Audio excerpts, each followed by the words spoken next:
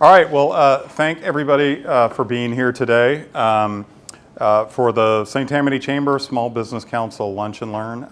As you know, I'm Man Danute. I'm the chair of the Small Business Council. And one of the things that we like to do for our small businesses is educate on topics that are important to the St. Tammany community as well as to the Chamber. What we're going to be talking about today is a huge issue for the Chamber, and we're really working towards lessening the burden on the individual taxpayer. So today we have our tax assessor, Fitzmorris, who is going to teach us how we are going to lessen that burden. I'll start with a few things. As you know, I'm a marketing person, so we certainly need to thank our sponsors. First, Centerwell for hosting this event here, the Small Business Development Center at Southeastern, Dante's Bail Bonds. Dante was supposed to be here to present Lewis, but had something come up, so he is missing. So unfortunately, we will hear from him at another time. And of course, Cox Media for buying our lunch today. And if you haven't had lunch, please help yourself. Again, we thank Lewis for being here. We're going to start with the prayer and remind ourselves that we are in the presence of God. Our Father, who art in heaven, hallowed be thy name. Thy kingdom come, thy will be done, on earth as it is in heaven. Give us this day our daily bread, and forgive us our trespasses, as we forgive those who trespass against us. And lead us not into temptation, but deliver us from evil. We'll also have the Pledge of Allegiance. I pledge allegiance to the flag of the United States of America and to the republic for which it stands, one nation, under God, indivisible, with liberty and justice for all. Okay, so we will get going. I'll tell you a few things about Lewis, who is our assessor, and he's served as the assessor of St. Tammany Parish since 2013. He's also served as the mayor of the town of Abita Springs for 10 years before being elected assessor, and spent 19 years as a successful business owner. He grew up here in St. Tammany Parish in the small village of the Sun. Village of Sun, and is a graduate of Louisiana State University, where he studied agricultural economics. He and his wife, Tanya, very good. have been married for 42 years and raised 3 children and reside in Abita Springs. Lewis, please take it away. Thank you, sir. Thank you. And thank you for having me. And my chief deputy, Troy Dugas. Troy's my number guy, so a numbers guy. And also, and I want him to speak a few towards the end, because we just got something hot off the press from the Louisiana Tax Commission that really does a comparison with all the parishes, with the tax rates and all that. So I'd like him to say a few words on that. So I know got handed out this brochure here. And like Man was saying, talking about, and we're going to get into it, about the tax burden in this parish and who's paying. The majority of taxes, property taxes, are paid by residential property owners. And we're going to show some stuff on that and over time and how that has changed. But the first thing I always like to tell everybody and remind everyone, is what we do. Our job at the assessor's office is to list, discover, identify, and value all the taxable property in the parish. That's your real property, that's your land, that's your buildings, that's the inventory business personal property. Now, on the business personal property end, that's all self-reported. But all that is what we're looking at and valuing. What we do not do is determine the tax rates. Now, every 4 years, we do have a reassessment, and our last one, as most of y'all are familiar with, was last year. It was by and far, this was our third reassessment since I've been in office, by and far our most consequential. The values that were really on the increase in values were on the residential end. And it just wasn't here in St. Tammany, it was throughout the state and throughout the country. And those values have pretty much stayed there too. because we do a lot of transfers. We still have some sales and stuff going on. We still have a lot of that going on, and values are staying where they're at, which on our end is good because we had a lot of concerns. What my fear was what happened in 2008 reassessment. You had the Great Recession, and property values dropped down. And these values were based on right after Katrina. And it caused a problem. We not having that issue going on right now. Well, the next page after that is just shows all the different taxing districts and all the different millage rates. Where you live in this parish matters in regards to your tax rates. The lowest taxes in the parish were actually in a municipality, the city of Covington. The highest in the parish, and up there with the state, is the city of Slidell. Now, there's two big differences between Slidell and Covington in regards to the tax rates. The city of Slidell is in a fire district. Also, they have mills that go towards the hospital there, Slidell Memorial, that are dedicated, that we don't have over here. Covington, the city of Covington, has its own fire department. So they don't have as many mills, and they're able to use some general fund money to supply that.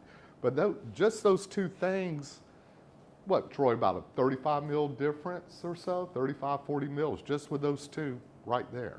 So it makes a difference where you live in this parish. And the next page is what the sources of revenue. Like I was mentioning earlier, who is paying the majority of taxes? This is just a pie chart that has a breakdown of all the difference. But if you look at it, you can tell the residential is the highest percentage. And we're going to look at some more charts and stuff. Also, if you have any questions during this time period, feel free to ask. Feel free to ask. Okay, next page, where does the revenue go? So here's a breakdown of it. The majority of it does go to the schools. That has actually over time come down. Troy, correct me if I'm wrong, right, as far as the percentage and stuff. But you can see what they get, and you can say, and the next is the fire protection. We have 13 fire districts throughout the parish, and we're going to get into that a little bit more. And so once again, where you live, and those mills for the fire districts vary too. But they're generally between 25, 26 to 35, but I want to say what, Pearl River's around 40, 45, something like that. That's a lot of mills. That's a lot of mills. All right, now you noticed in that pie chart where we got parish government agencies. Only less than 12% of all the property taxes that we pay go to parish government agencies. Then you look at the next page and you see what they are. You see what they are. So you look at this alimony, and I got in parentheses just tell you, that's the general fund money. This is the problem this parish has with taxes. Most all of it is dedicated. It goes to a specific purpose.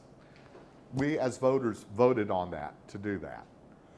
That money can only be spent on those agencies. So whatever money goes to the library and whatever they may have in reserves can only be spent on the library. Same with all the rest except for the alimony, the general fund. You can move general fund monies anywhere, anywhere.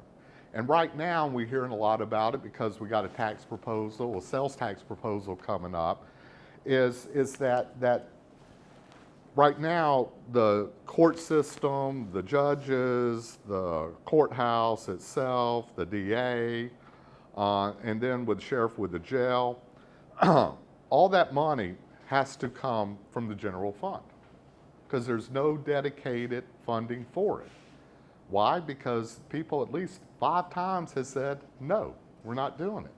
I think it's been 5 times. The last one was just for the DA's office, but it's failed every single time. Now, as part of this with the roads and drainage, We'll see how that works. I'm wishing it the best because the parish does have some revenue problems. I'll talk more about other things that could possibly be done if this doesn't work. But I know everybody that has anything to do with this is hoping it works. The next page, I don't really have it identified much, something we just sort of threw together. But this is just what, over the last 12 years, the changes in the millage rates, or no changes in the millage rate. But on average, most everyone, except the fire districts, but most every other agency has reduced around 15% since I've been in office since 13. So about 15% of the mills have been reduced over that. Because going back to what I was talking about reassessment, we do reset those mills every 4 years. And what we're looking at is an increase in value, not in growth, but an increase in value. And what we do, we adjust those rates accordingly. And so they do have to, every agency does have to reset its rates at what we put. But with a 2/3 vote of their board, they can roll it back up. Most that we only had, out of our 38 taxing districts, we only had 4 that rolled back up, and they were all fire districts. What does that mean, roll? So let's say, what a lot of people don't understand is when we're voting for mills, we're actually voting for a budget. We're voting for a dollar amount, what a mill is worth at the time. So I want to say right now, a mill parish-wide is a little over $3 million. Troy, where are we at on that? Right around $3 million, a little over 3. It's not under, it's a little over $3 million. I want to say when we came into office, I want to say it was like 1.65, something like right there, 1.65 million parish-wide. So it's literally about doubled since we've been in office as far as that value of the mill. So that's what you're doing when you go into the, so let's say I, the assessor's office, I need $3 million. And so I'm going to ask you for 1 mil. And so y'all gladly give it to me. I don't know gladly, but you give it to me, okay? And 4 years later, now that mill is worth 3.2. Well, I didn't ask you for 3.2, I asked you for 3. So what we're going to do is roll that mill back to try and get as close to that 3 million as possible. And that will be the rollback number. But I don't have a board. I can, on my own, have a meeting, and I can raise it back up to what it was before, to 3. After, let's say, it got rolled back to, 1. After it got rolled back to, say, 0.9, something like that. So that's what I'm talking about with the roll up, the roll back and roll up. I don't know if we got into, I sort of joke all the time that Troy invented a new financial phrase here in the parish, cushion. So when we do, and we got some aggravation over this, but what we do when we're resetting these mills, we're conservative. We are conservative because the reason I ran for assessor wasn't because it was the most glamorous job in the parish. It was because of my frustrations as mayor of Abita Springs. And Troy was on the council with me there. And there was one particular time when we were bonding out money to do street work. And we got it all set up, it got passed, everything. People voted for it, and we were ready to go. And then after we went to reassess, but just after the year, the change orders, we lost 25% of our roll. We could not bond out what we wanted to. We had to drop down what we wanted to do street work. And it was so frustrating. The change orders that this office used to do years ago, you couldn't, you were hard pressed to buy. And what was happening, and Troy backed me up on, nobody was rolling back anymore. Nobody was rolling back because you couldn't trust the numbers we were getting. So nobody was rolling back. So that was one of my main coming in, is that we were going to do this right. We were going to, every year when we have the open enroll, we were going to do it. We're going to do the appeals. We're not going to wait to get to the parish council to do all this. And that way we have had the roll done generally, what? By October. First week of October, we've got the roll certified. We get it to the sheriff. That's why you've noticed since I've been in office, you usually see those bills now in November, early November, not the beginning of December. And we get a better idea of that revenue and stuff that's coming in. So once again, one of the things I'm most proud about in this last reassessment is how many rolled back. Why? Because they trusted our numbers. And that's important. That's important. Yes, ma'am. Follow-up question. Sure, absolutely. So you set the mills or the parish does? We do only in a reassessment year. And after I explain, how I explained how that roll up and roll back and all that, that's the only time we do it. And that's actually information that we give to the Louisiana Legislative Auditor, who comes back and tells us what to roll them back to.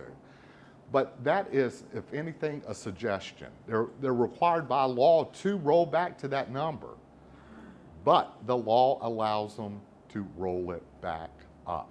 So ultimately, I don't get to decide. The only mills I get to decide on are mine. But nobody else's do I decide what they're going to do. And the other one, you said that most of the accounts were voted very specifically for like budgets. So when we cast a vote and we're voting on a millage or we're Yes. voting on an amount? You're voting on amount, and what that mill you're voting on is worth. So if like, back to your example, if it's a $3 million budget, the voters are voting for the $3 million budget, not a specific millage. They're voting for what that mill that generates $3 million, okay? And so it's what a mill's worth at the time when you're voting on it. And that's why every 4 years we relook at. I can give you just the opposite. If the market was to go down and we reduced everybody's values, they would be allowed to roll up because they're going back to what you voted for a money So we fund. voted for the budget. You vote, you're absolutely. Or you're voting for bonds so they can borrow up money to whether build a school or to put in a road in and stuff like that. But all those are voted on by the people, You're welcome. All right. Man, and somebody tell me, because Troy will tell, I can talk and talk and talk. Y'all tell me when to stop. Yeah, you're doing very well. good. Here's just, and we'll just go through this the top tax and bodies and stuff. We sort of looked at it, but you see what the total revenue from the millages is. It's over $400 million. Go to the top 10 tax and bodies.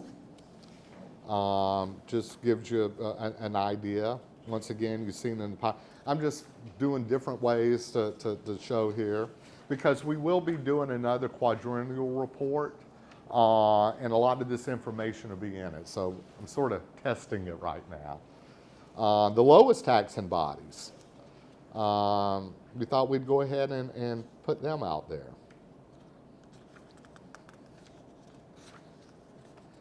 Then the next we see the business versus residential tax burden. This is a percentage.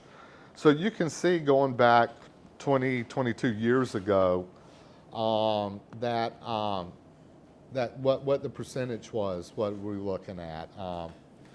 61. No, I see 51. Oh, I'm sorry. Yeah, thank you. So 51%. And Troy, help me with this, and you might have that in that stuff you got off the press this morning.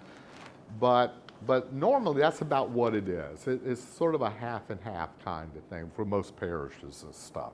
But you can see where we're at in 2024, where it's 70-30 now. I would say a lot of that change has to do with increase in values in residential property and more growth in residential property over time. Because look, we've got a ton of it. Once again, I grew up here. I was in high school when the first McDonald's opened up on Claiborne Hill, okay? All right? I worked at Claiborne Hill IGA. That's not there anymore. What is that place there now? No, that's in downtown Harbor Freight. No, it's where I met my wife, was at Claiborne Hill IGA. And so I've seen a lot of changes here. And a lot of it has been in the retail end of it. My concern is on the other end. And that's what I want to talk about. And that's where y'all come into play. And I think it's more like educating the public. But I'll tell you, this really bothered me when it happened, and it still bothers me to this day. We had a medical supply company existing medical supply company, who wanted to expand here, and major expansion, where they were going to end up being in the top 5 as far as the taxpayers in this parish. We ran them off to Tangipahoa. The irony, and there's so much irony involved in all this, but it was during the middle of COVID, too. But if we don't want a medical supply company that's about as clean an industry I can think of, then what do we want? Do we just want to be a bedroom community? Because I've given other talks, and this has just sort of blown me away. I had 2 Rotaries, one in Mandeville, one in Slidell. And I'm talking about this, and people seem to be okay with it. Well, aren't we a bedroom community? Doesn't that make sense that we pay more taxes than businesses? So, well, okay, but I would rather have more businesses and I'd rather pay less taxes. Most people I know would rather pay less taxes. But we are in a unique parish. We are the 4th largest parish in the state now. We're after East Baton Rouge, Jefferson, Orleans, then there's St. Tammany. And I always like to say, those 3 parishes have a couple, 2 or 3 things, economic factors that we don't have. One of them, number 1, is the Mississippi River and the industry that's along it. If we had the Mississippi River flowing through St. Tammany Parish, we would want it all to be green space. Okay? Moratoriums, there's just no, that's too close to me. No. It's a fact. It's a fact. Another one is on gambling. We, just a couple, 2, 3 years ago decided we didn't want that. And that's fine. That's choices that we make. And that's fine. And I can live with that. But it's choices that cost us too. So as long as we're okay with that and understand that, then I'm okay with it. But that's where we're at right here. And I'll go to the next page. I think it just shows the dollar amounts and stuff. But you can see it's a net. Now, I forgot to stick it in here. I did want to put in our the top taxpayers are businesses. The top 10 for sure are businesses. I want to say Clico being number 1.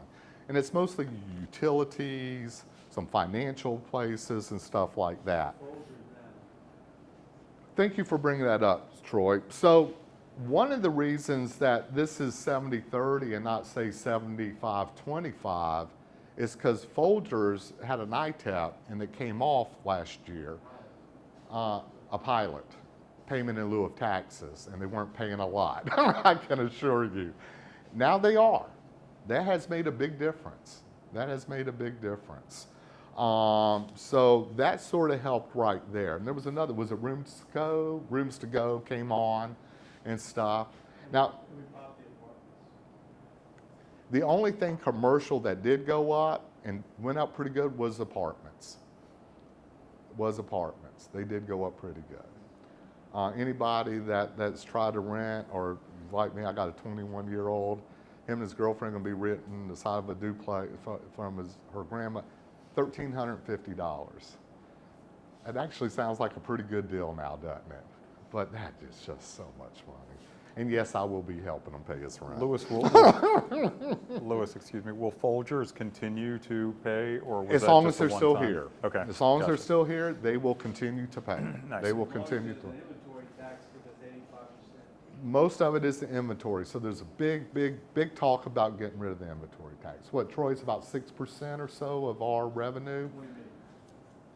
We probably could absorb that over a 4-year period of time. But who's going to really get hurt with that would be this town of Pearl River, because they have those businesses there, and Lacombe.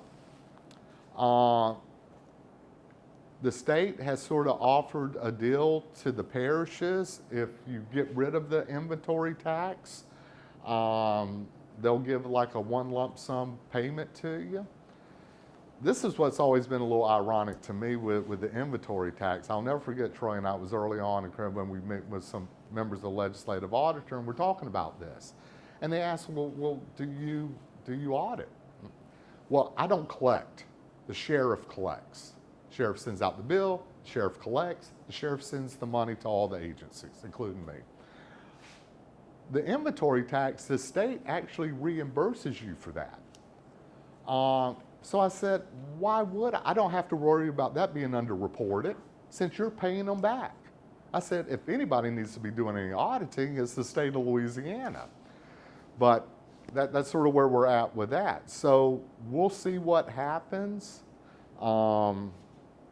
I guess ultimately, who's deciding this, Troy? They brought it. Pass Saturday on amendment number 2, and if amendment number 2 passes, then the parish council, the sheriff, and the school board would all have to do. They would all have to agree. It wouldn't be a majority. It would have to be unanimous to get rid of it. And we'll see. We'll see how this tax goes Saturday. That might be a part of their decision making. I have a question. Yeah, yes, ma'am. Okay, I was looking at that. Yes. So, you were saying how Folgers, the pilot ended and rooms to go and stuff, but then it says the businesses actually went down. So, It would have gone down. It would have gone down more. That's why I'm saying so right now it's 70-30 instead of being 75-25. okay, It's because of them being on. okay, so. Yeah. But the residential's increased, both the homestead and non-homestead. I guess I'm confused. Well, it all had growth. It all is about value. And see, and this is another thing too in regards to commercial and how skewed it is. Because commercial improvements, the building, like this building, is assessed at 15% of value, where residential homes are only 10%. So that's significant. That 5%, that's significant. Now, all land, whether it's residential, commercial, is assessed at 10%. But commercial improvements, no, it's just about the volume. But no, we're still growing. We're not growing as much residential as we were, and that's mainly because of the moratoriums, but also because of the higher interest rates and stuff, and construction cost. It's all up there. So did we lose businesses then since it decreased? I'm not sure if we look very much, but no, but see, this is and I mentioned it earlier. It's the values, is that the residential values went up so much. Commercial, for the most part, other than apartments, was relatively flat. The only areas we touched commercial was up in the northern parts of the parish, and that's not really a lot of value there. Most every place else we got in a good place. Now, like certain like downtown Covington, stuff like that, 4 years from now, I'm going to be hiding from those people because those values are going up. All right, okay. The next is, and this is something I do like to talk about. I talked about earlier about us being the 4th largest parish in the state. I say this a lot too. We need to act our size. We're still acting like a rural police jury type system. With all these districts, with 14 council members, where most are 7, and I'm just a big that we need to look at consolidation of services. And to me, the number one would be the fire protection. This number blows me away. This 80 million, almost $81 million that collectively they're getting. We should have outstanding fire protection throughout the parish for $80 million. I would say even less, but we don't. We have the haves and the have-nots. And so you got the big 3, Fire District 1, which is the Slidell area, Fire District 4, which is the Mandeville area, And then Fire District 12 that covers this area, all the unincorporated areas around Covington. Because once again, Covington has their own fire department. These smaller ones, they don't have the resources like the big ones do. And I don't see why this is any different than the school system. Once again, I grew up in the big village of Sun. I went to Fifth Ward Junior High, which actually was from kindergarten in my day to 9th grade, okay? It's a great school. It's a great school. This school board, the parish has been really good about putting the resources where they need it. Because Fifth Ward's twice the size, building-wise, as when I went there. And so I trust that we can do that with fire protection too. I don't think we could go to one district. I don't think that's practical. 3 or 4, I think is practical. But what I would really, really, really push is just one board. Just one board. This is a big-time pet peeve of mine. Big time. No unelected board should have the authority to raise your taxes. But they do. When they roll back up, they're raising your taxes. Because what did we talk about earlier? What we voted on. So when they roll up, they are raising your taxes. I think only you, us, the people have that authority at the voting booth, or our elected officials who we've elected to make these decisions. I'm not taking any shots per se at these board members because it's all volunteer. They're doing it for nothing, okay? I just don't think they should have that authority to raise our taxes. Question. Yes. If I remember correctly, weren't the fire gonna roll up their millage and put it on the ballot, and then they got pushed back, so they took it off the ballot? No, they were going to, oh, my life became a living hell after I sent out an email letting everyone know what fire districts were considering to roll up their mills. I think they would have more than considered it if I hadn't let people know. And So I thought that would have been a vote, but it wouldn't have been. it would have been a vote of that board. Oh, okay. It was a vote of that Okay. unelected board. Okay, so it wouldn't have been on a ballot for the public. No, Okay. no. And that's the issue. I think that responsibility should be with the parish council. I really do. I think they're the ones that we have elected to represent us. They're the ones who created these fire districts and appointed these members too. They should have. Now, when something comes up, if they need to renew, the parish council votes on that.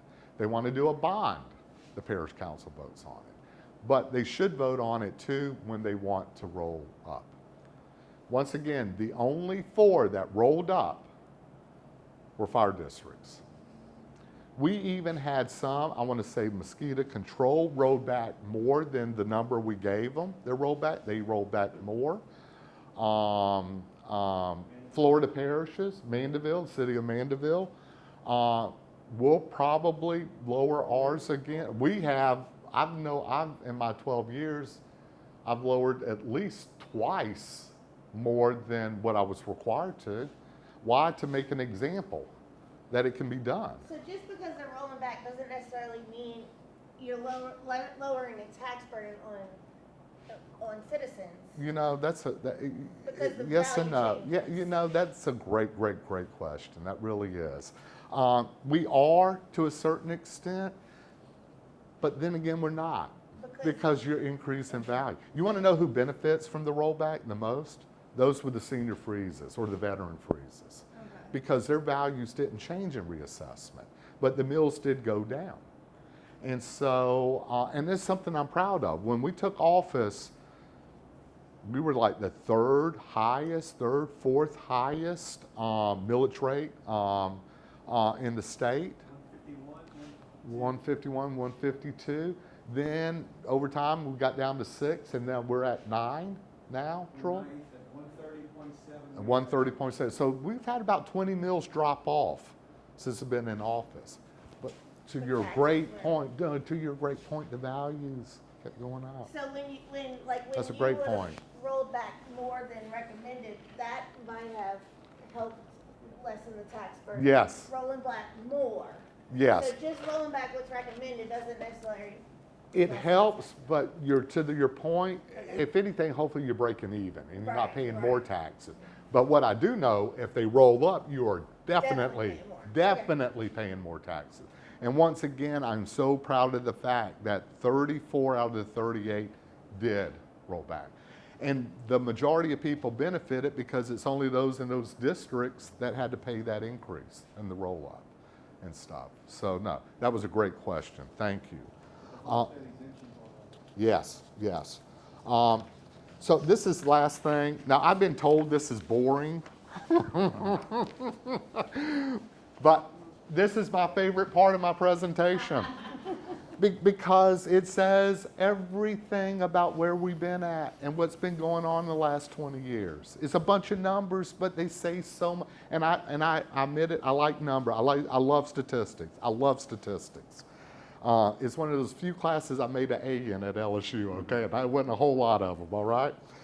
So, but I like to use it, just going back, I guess I didn't get from Steve the up-to-date one, but going back 22 years ago, and this is in Rec District 14, and that's the Coquille area one, which has seen such tremendous growth here in the last 10, 20 years.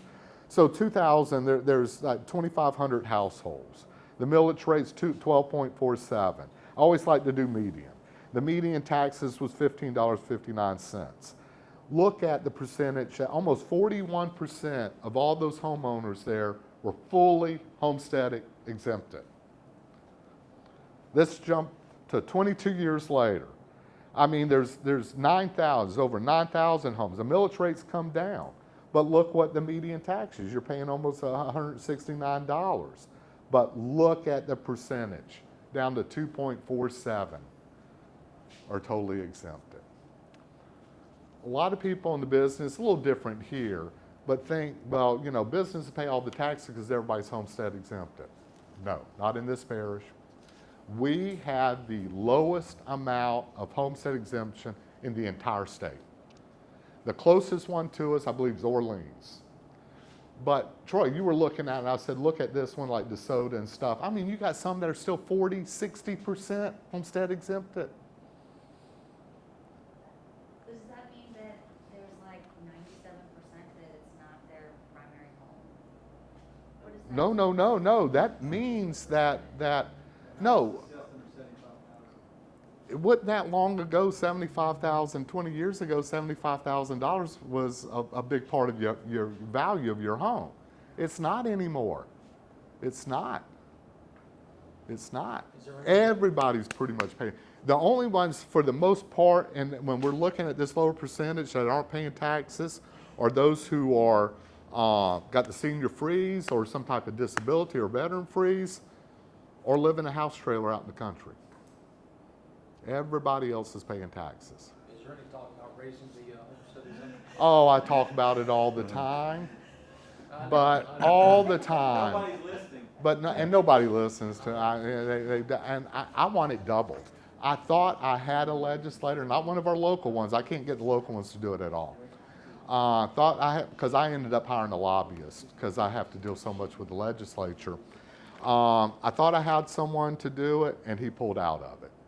Especially in the environment we are right now, and it's very pro-business environment, which I'm okay with, but for the most part, the lobbies of the world out there, they want the homestead exemption to go away, which they don't even want to see it increase, they want it to go away. So that's what we're dealing with, all right? But our parish is so unique. We are so different. And you talk to anybody, we are different than most all the parishes in this state. Yet, we're still one of the most, I think us and Lafayette are the only parishes that are still seeing growth. Everybody else is losing people. We're still gaining people. And I want to go back to, because I get on my soapbox a little bit, and my wife's a retired teacher, my youngest daughter Katie's a teacher at Covington High. I'm a product of our public education system here. It is the best money we have invested as taxpayers was in our public education. So it, in a lot of ways, the economic engine of this parish. It's what's brought people, the quality of life that we have here. But it comes with a cost. It comes with a cost. And we got to remember that. And I've always looked at spending the taxpayers' money as much as possible as an investment. I invested in our GIS system, the digital map that we created.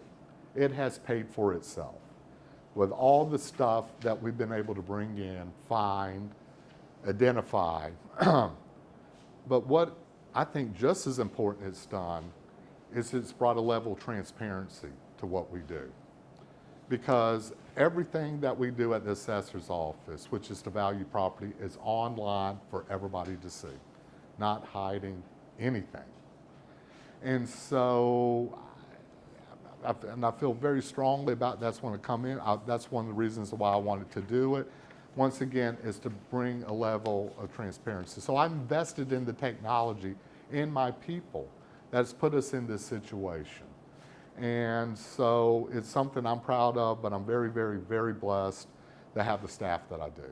I got a great staff. And you're only as good as the people you got around you. And once again, I'm blessed there. So I think I'm doing pretty good on time here. I think my one last page is to visit our website, something else I'm very, very proud of. Right now, we're members of the IAAO. It's actually the organization that does everything for appraisers, sets the rules and regs and stuff like that. And we're going to be the first one in the state that's having a study done by them. And I'm really excited because they've interviewed most of my staff. We've filled out some serious questionnaires here and looking forward to that. But Troy will tell you, and everybody that works for me tell you, I strive to be the best we can be. And I want people to look at us, I want to say, I want to do it like St. Tammany Parish does.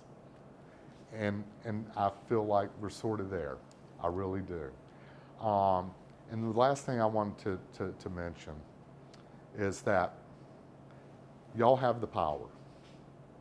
I remind every group I talk to how much power y'all have as not only just taxpayer, but as voters. I'd like to see more participation at meetings.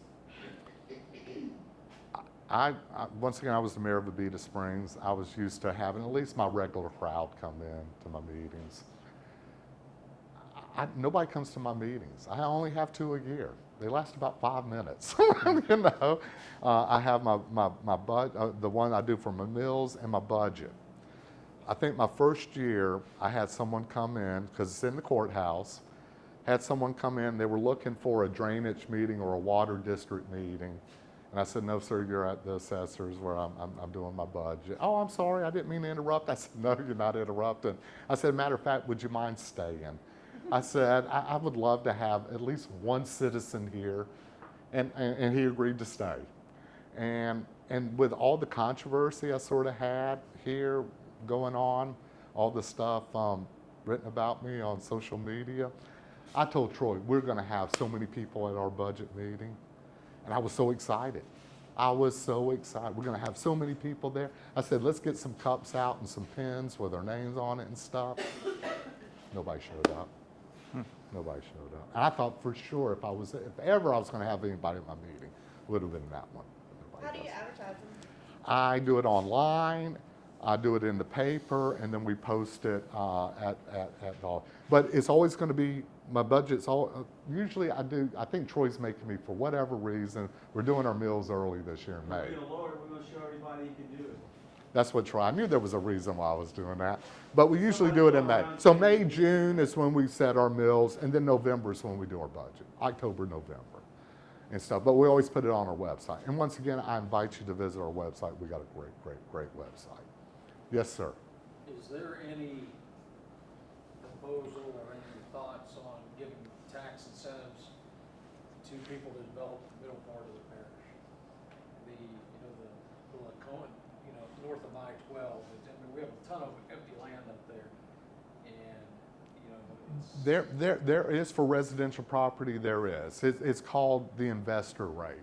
It came in after Katrina to help support residential development, where you can get, what, between, yeah, 40 to 60% off whether you're a contractor or developer. I appreciate what you're saying. Once that that new highway, I always call it 60, Highway 60, because 60 Rayburn, that's how long I've been around, who initiated it over 30 years ago. Once it ties into the interstate, because right now they got it pretty much between Highway 41 to 435. They're working between 435 and 36.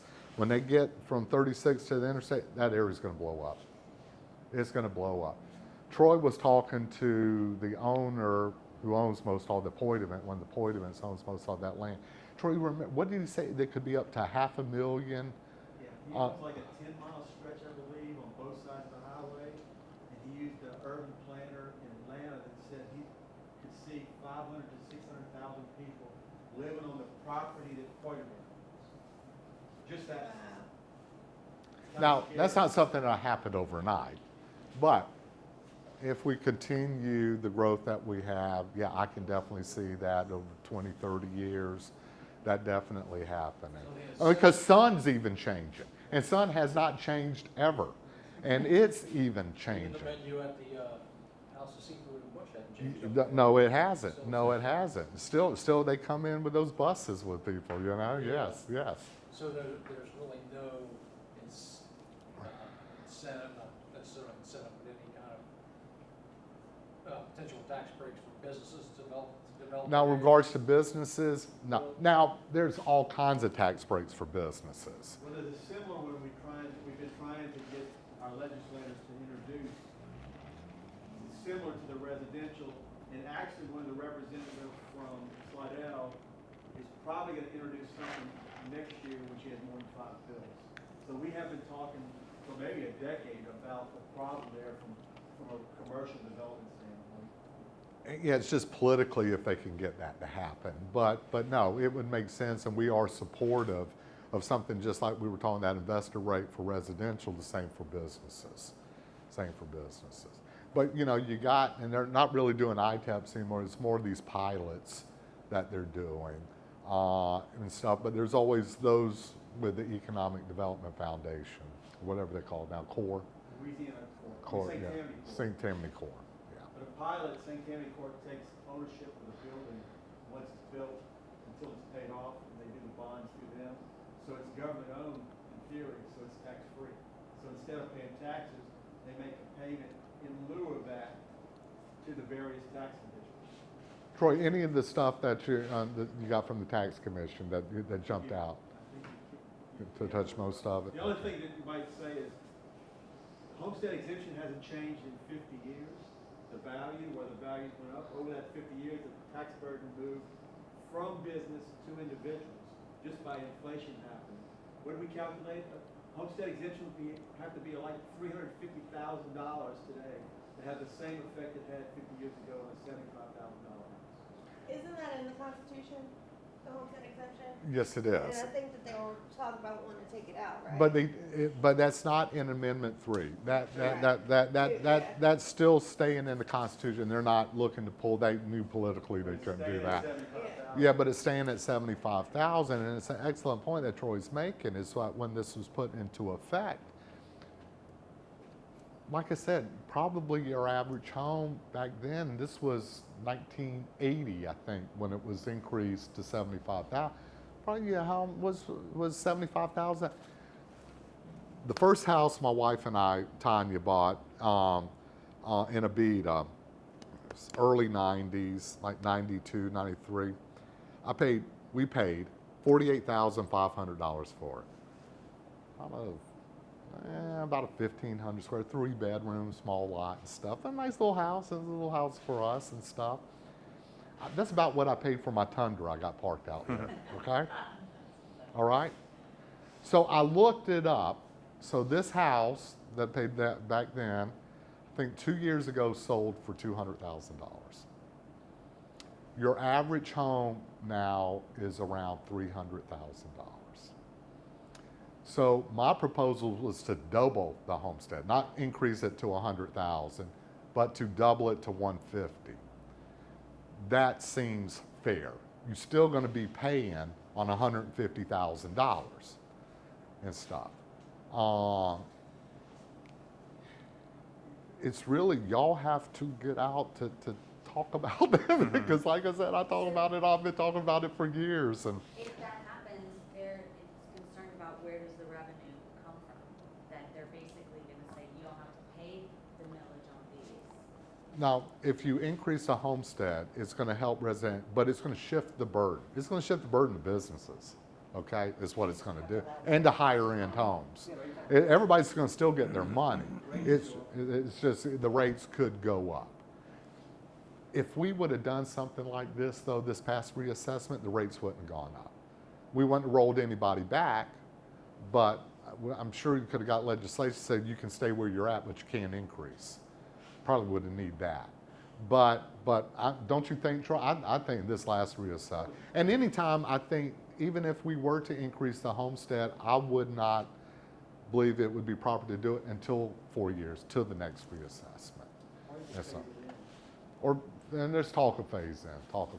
But so much talk in the past is about changing it up to where everybody pays something. Well, in this parish, everybody pays something.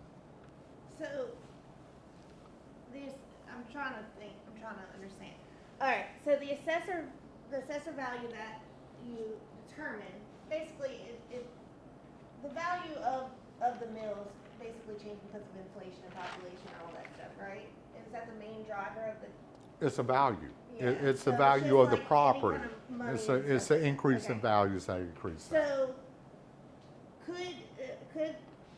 I know this is a dream world, but I'm just wondering, could If you don't have dreams, you have nightmares. Exactly. So, could it be a possibility that somebody would set an example and maybe go above and beyond the law and go above the 75,000?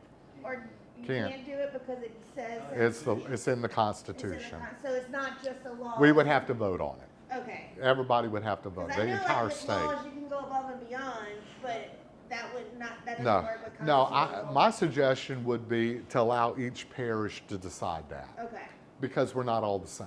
Like we're talking, some of those rural parishes up north and stuff, they still have 60% are still fully homestead exempt. They may not want to do that.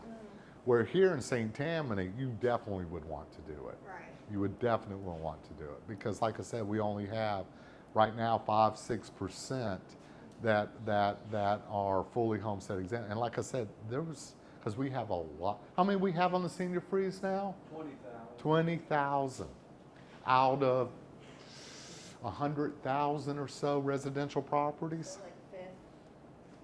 and that's growing. Yeah. Then the veterans, the 100% disabled veteran, nothing, pays no taxes. We got a lot of those in this parish.